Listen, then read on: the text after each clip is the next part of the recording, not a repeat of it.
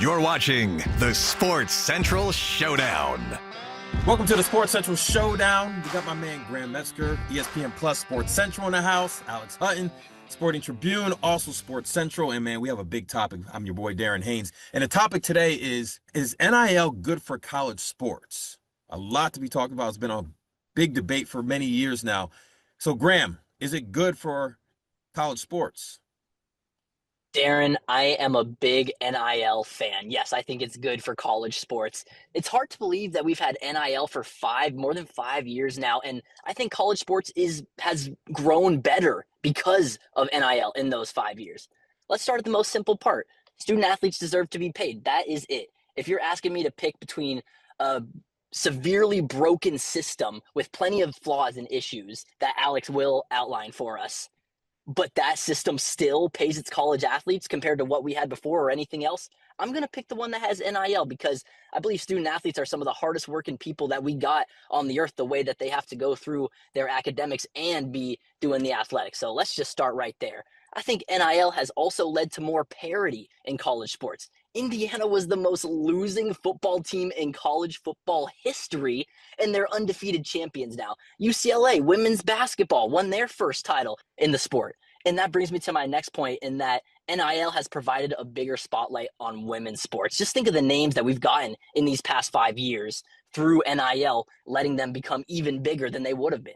Juju Watkins, Caitlin Clark, Paige Becker, Z Fudd. I had to throw a few UConn in there for Darren.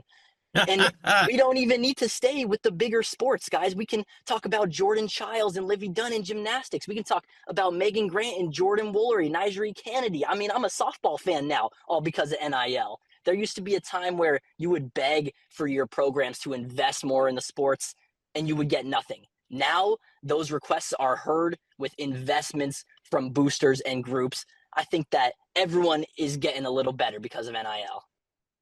Okay, Graham put you on the spot, Alex. Man, he said that you're going to have your take. I'm looking forward to it. I know my guy. I know him. Why is NIL bad for college sports? Look, I want to start by saying that I actually agree with a couple of Graham's points. I do think student athletes deserve to be paid. I do think the current system is better than what came before, but I'm not willing to go so far as to say it is good for college sports, because right now we have a situation where it's the Wild West. You've got a situation where every single college athlete gets to be a free agent once a year. That is not a good way to sustain fan interest, to sustain both for the diehards who like getting attached to these players and the general fan base that just likes to be able to keep track of where all these people go to college. You've got a situation where these NIL packages and these deals that players sign mean nothing. We got college football starting in a couple weeks. Look at what happened this offseason with someone like a Darian Mensah, who was able to break the NIL agreement with Duke that he'd already signed, or a situation like Luke Farrelly, the linebacker, who had committed to Clemson, then Ole Miss pretty blatantly, it would seem, committed tampering, and there was basically nothing Clemson could do about it. You've got these situations where it's just not fair to the schools to have this kind of anarchy out there where there's no oversight, there's no regulation, and we've got these circumstances that just don't sustain the interest in college sports. And Graham, you talked about the parity. It has elevated some programs, but I would argue it's also hurt some of those smaller schools, because as soon as one of those players is good, they're just immediately going to transfer to a power conference school and increase the gap between the smaller schools and the power schools. We've seen less upsets in March Madness these last couple of years, and I would argue that NIL is a big part of that, because these guys are just chasing the biggest bags they can find, and I think it strips away some of the essence of what college sports is. So I love your takes, but I play college ball, so I got to give you like my perspective on this. First of all, I can remember every single year playing college ball where I was broke as heck. And I remember people saying, well, why don't you get a job? Why don't you get a job to make some more money? You don't have time to get another job. Football season is your that's your job.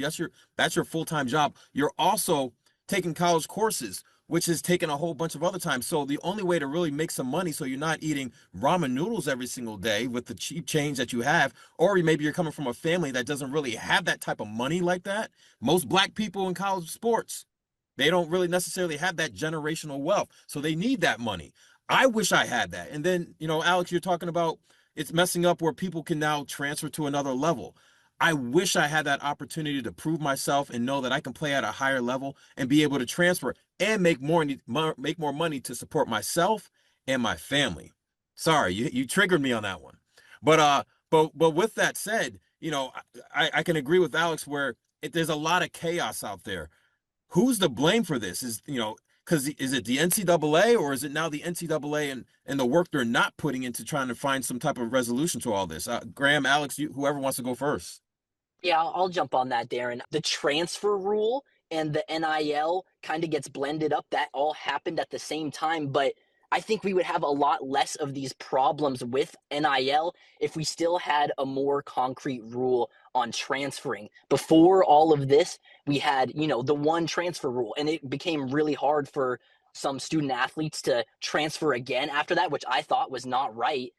But this was already happening. The decommitting. That's not just because of NIL, Alex. Guys were already throwing the LSU hat across the room to grab the Florida Gators hat. The tampering, the bagmen, that was already all there. I think this takes one step a little more towards civilizing it. We're definitely in the Wild West. And Darren, to get back to your question, I think that is the NCAA's fault for just kind of saying, yes, we approve NIL and then trying to wipe their hands of the thing. We need to go back in there. This needs, proper legislation around it to make it correct. But I do think I wanted to mention that the transfer rule has made NIL bigger than it is. Let's blame the transfer rule for transfer problems. All right, Alex, who's to blame and who can fix it? Yeah, I do blame the NCAA for this because the writing was on the wall with this whole situation for years for them to do something about this. And what do? They just sat on their butts and waited it out for as long as they possibly could until their hand was finally forced. And then they tried to do as little as possible, almost as if to say, hey, you want the situation? Here you go. It's chaotic as possible. Have fun. This is what you asked for. And I don't like that. I agree that there should be more transfer flexibility than there was in the past, but I think it has to meet somewhere in the middle versus what we have now. There needs to be some sort of rules and regulations about maybe the max amount of times you can transfer or transferring from one power school to another power school just to try to, chase the bag. Like I said earlier, there needs to be some kind of additional regulation, not all these guys just bouncing around, going from judge to judge, trying to find one who happens to be, an alum of the school they're trying to transfer to, who's going to approve. Yeah, here you go, another year of eligibility. There needs to be more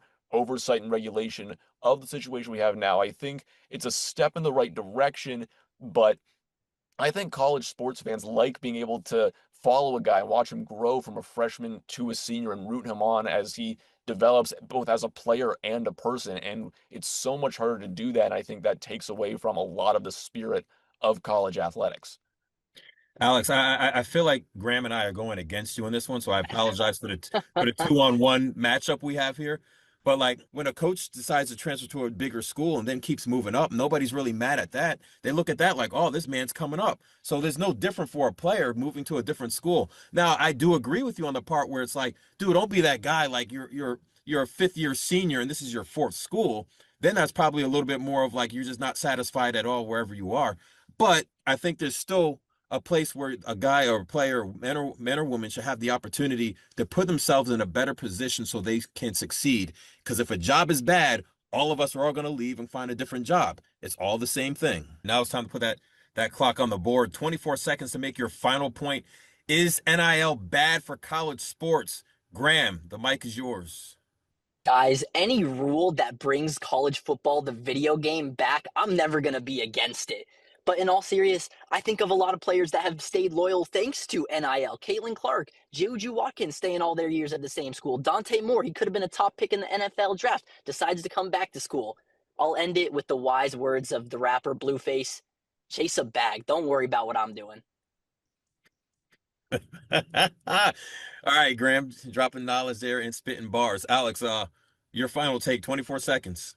Athletes were being essentially exploited for the work they were putting in, not seeing any money out of it, out of the revenue they were generating for their schools. But for it to be truly described for good as college sports, I think it needs to be better for the fans. Fans love being able to watch the same players on their team year in and year out. We need to find some way to make that happen a little bit more consistently for me to truly be able to say that NIL is good. Great point, you guys. I feel like there needs to be some type of players association, like the NFLPA or something like that, Yes.